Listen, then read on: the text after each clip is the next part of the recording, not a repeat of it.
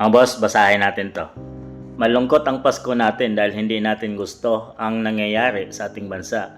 Lalong-lalo na yung mga iskandalo sa korupsyon, yung pang-aabuso sa posisyon at mga opisina sa gobyerno. Sadya ni Vice President Sara Duterte.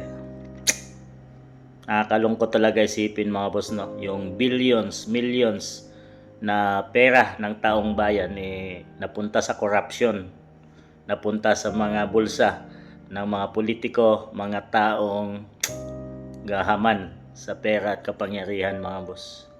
Na sana ay para sa kinabukasan ng mamamayang Pilipino.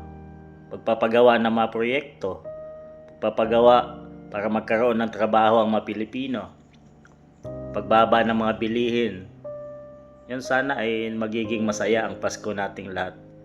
Pagkakaroon ng mga build projects na makakatulong makabawas sa mga traffic dyan sa Pilipinas.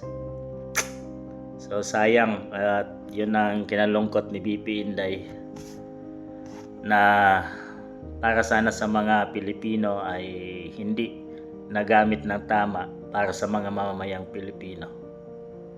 So, Merry Christmas sa inyo mga boss, at patuloy lang na magtitiwala, maniniwala na sana ay darating yung taong mamahala sa pinakamataas na posisyon ng ating bansa na may tunay na puso na at kayang panindigan, suportahan ang ating mga mamamayang Pilipino para sa pangangailangan ng lahat at handang magsakripisyo para sa kinabukasan ng mamayang Pilipino. Sana ito na yung tao na to mga boss, at ating abangan dahil nalalapit na.